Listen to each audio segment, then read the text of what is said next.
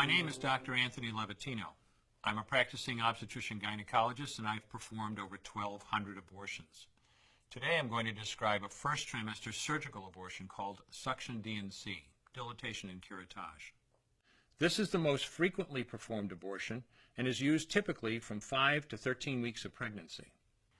After administering anesthesia, the abortionist uses a speculum like this. This is placed inside the vagina and opened using this screw on the side, allowing the abortionist to see the cervix, the entrance to the uterus. The cervix acts as a gate that stays closed for the duration of pregnancy, protecting the baby until it is ready for birth. The abortionist uses a series of metal rods called dilators, like these, which increase in thickness, and inserts them into the cervix to dilate it, gaining access to the inside of the uterus where the baby resides. The baby has a heartbeat, fingers, toes, arms, and legs, but its bones are still weak and fragile. The abortionist takes a suction catheter like this one. This is a 14 French suction catheter. It's clear plastic, about 9 inches long, and it has a hole through the center. It is inserted through the cervix into the uterus.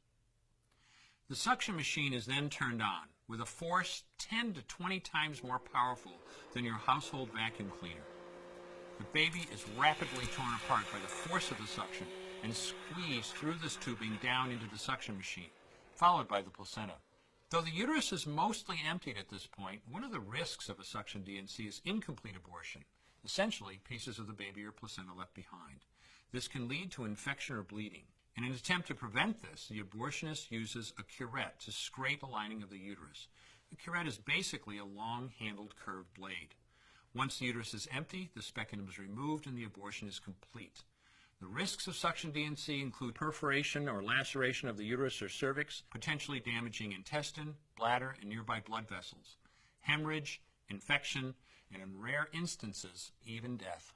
Future pregnancies are also at a greater risk for loss or premature delivery due to abortion-related trauma and injury to the cervix. As I mentioned at the beginning, I'm Dr. Anthony Levatino, and in the early part of my career as an OBGYN, I performed over 1,200 abortions. One day, after completing one of those abortions, I looked at the remains of a preborn child whose life I had ended, and all I could see was someone's son or daughter. I came to realize that killing a baby at any stage of pregnancy for any reason is wrong. I want you to know today, no matter where you're at or what you've done, you can change. Make a decision today to protect the preborn. Thank you for your time. I will no longer do any more abortions.